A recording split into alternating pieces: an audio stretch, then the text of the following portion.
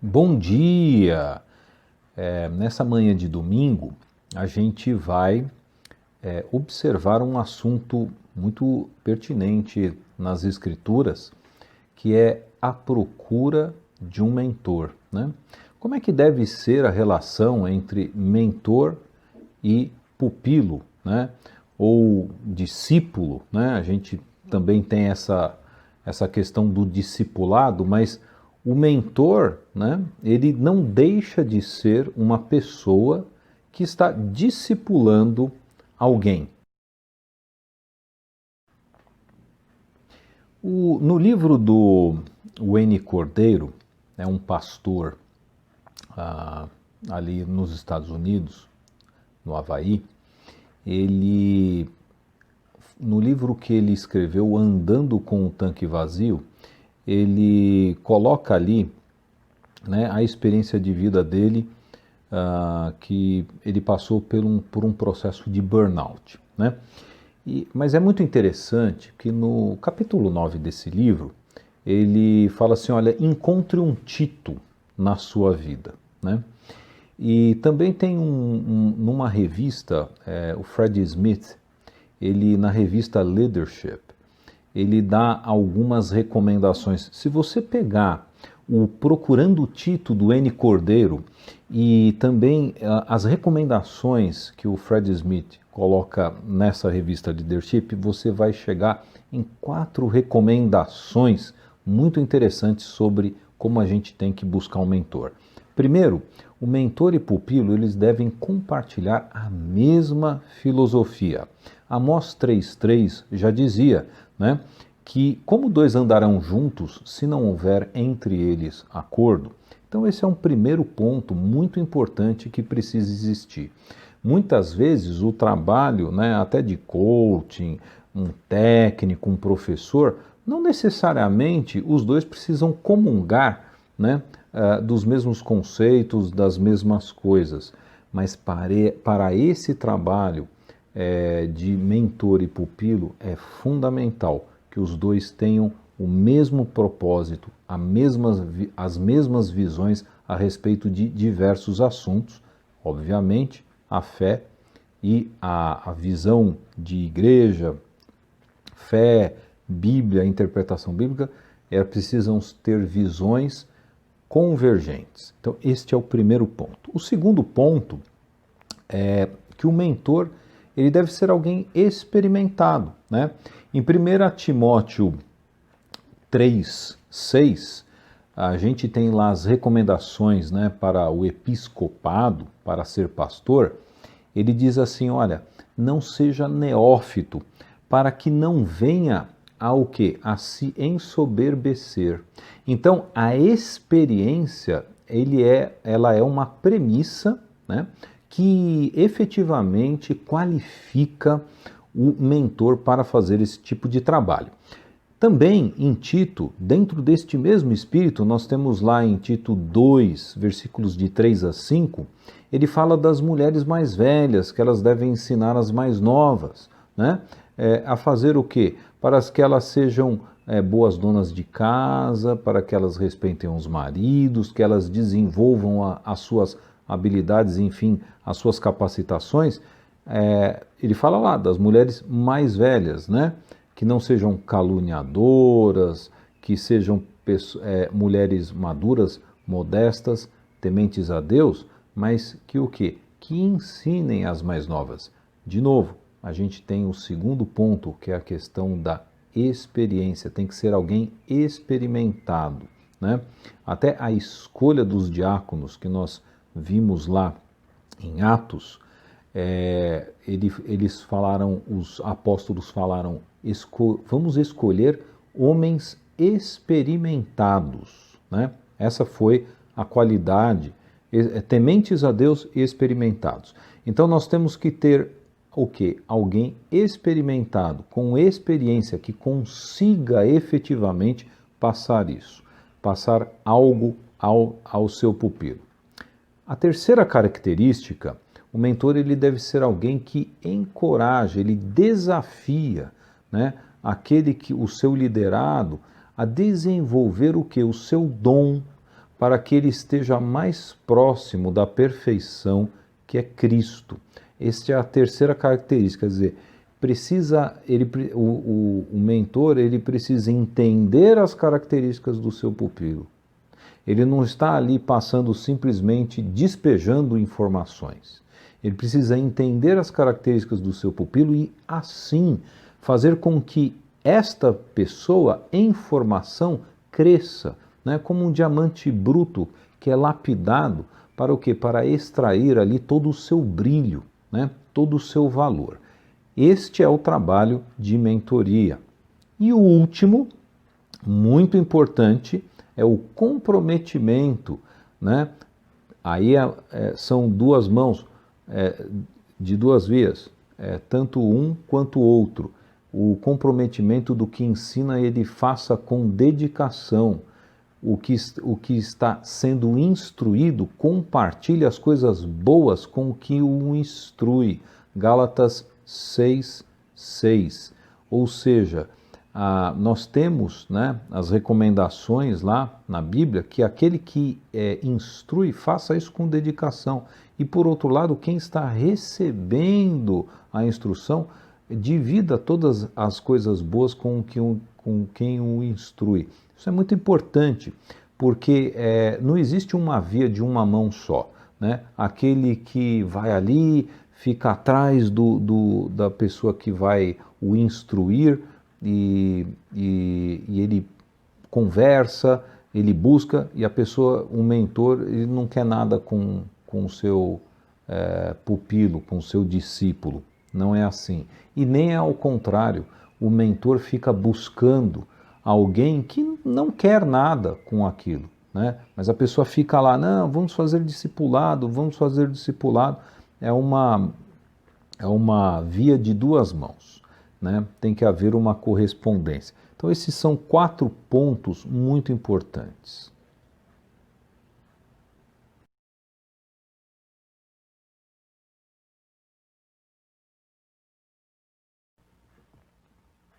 Exemplo bacana de mentoria é um filme de 2009 que a Sandra Bullock interpreta a Lady Anne, uma senhora, uma família cristã, em que o filho desta família começa a ter uma amizade com um rapaz, né, na escola, um rapaz que vem de uma família humilde, enfim, com um lar problemático, desestruturado, enfrentando problemas na escola, e essa família meio que adota este rapaz, né? E o filme é bem interessante sobre esse aspecto da mentoria, porque não só o incentivo, o investimento na família desse rapaz, mas há um episódio bem interessante no filme onde tem um acidente de carro, né? E este jovem forte, ele consegue, naquela fração de segundo, ele consegue desviar o airbag e, vamos dizer assim, preservar a integridade física do rapaz, do filho dessa família, né? E a Lady Anne fica ali surpresa com o que aconteceu, que o filho não teve nenhum arranhão, e ela tem essa sacada, ela fala assim, poxa, como é que ele conseguiu, né, proteger reflexo, força física, etc. Então ela começa a acompanhar este menino dentro dos treinos de futebol e ela, através de recomendações, etc., ela consegue ajudá-lo que ele cresça, né? E acabou virando um esportista, e essa é uma história real, é a história do Big Mike, né? O nome dele é Michael Owen, ele jogou pelo Ravens, o Ravens inclusive foi campeão aí de um dos anos de uma das edições do Super Bowl, e ele teve então o seu talento, teve então todo o seu potencial desenvolvido justamente pela mentoria desta família, em específico dessa senhora, né? Um excelente exemplo.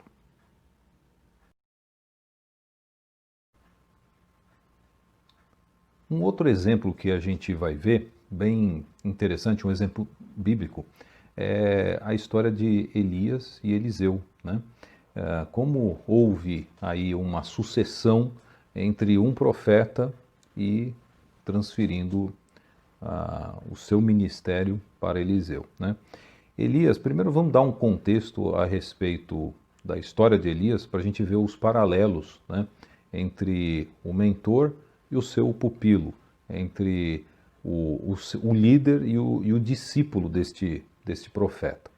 Elias ele viveu ali no Reino do Norte, a capital era Samaria, o Reino de Israel, e depois de uma série de sucessão de reis rebeldes a Deus, nós terminamos ali com Acabe e Jezabel, que promoveram, né, mataram os profetas de Deus, promoveram a idolatria, né? Eles tinham ali 850 profetas de poste ídolos, de Baal, não era só 450 profetas não, tinha mais 400 profetas que comiam na mesa de Jezabel, e essa promoção, né, e esse distanciamento que existia ali, que o próprio Estado, né, de Israel promovia, corrompia o povo, né?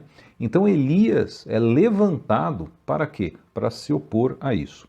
Primeiro a gente precisa entender Baal. O que significa isso? O Baal era o deus da fertilidade. Entendia-se que através de Baal você tinha a chuva, você tinha os alimentos, enfim. A sociedade àquela época era totalmente baseada na agricultura. Baal ele ocupava um centro fundamental ali na dinâmica de vida daquelas pessoas.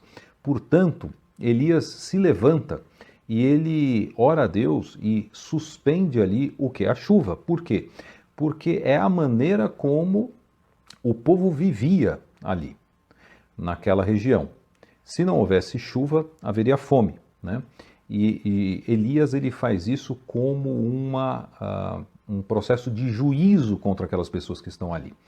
Tá? Então, uma vez Elias orou e suspendeu a chuva, o que aconteceu? O próprio Elias teve problemas para se sustentar. E tem uma série de eventos, né? Então, vou enumerar alguns deles aqui. Elias ele foi sustentado por um corvo no deserto, né? Elias ele foi depois sustentado por uma viúva, a viúva Sarepta, que ele ficou na casa dela. Deus proporcionou que o azeite não acabasse, enfim, a farinha não acabasse, e ele ficou ali sendo sustentado.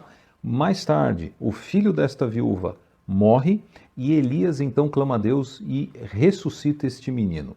E olha que interessante, nunca até então, no relato bíblico, né, existiu alguém que fosse ressuscitado. Foi a primeira vez.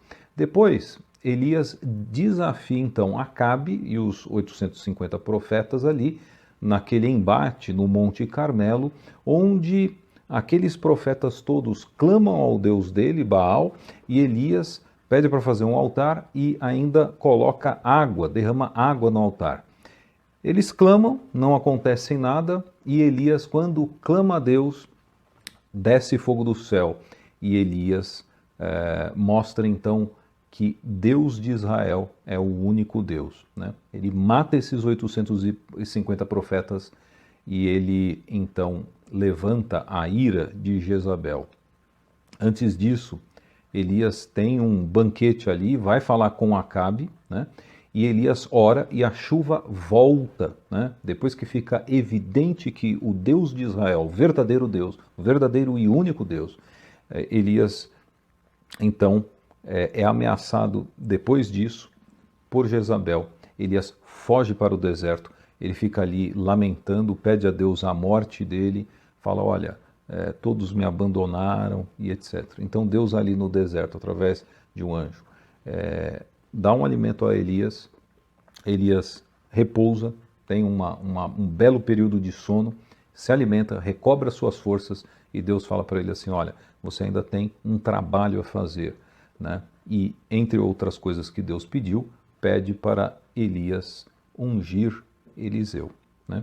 Então Elias vai atrás de Eliseu e Eliseu então recebe de Elias, né, a capa, e Eliseu larga tudo o que estava fazendo. Ele trabalhava na terra, tinha uma junta de bois, ele matou os bois, sacrificou, distribuiu ali a carne para as pessoas ali, enfim, se desfez de tudo para servir Elias, né?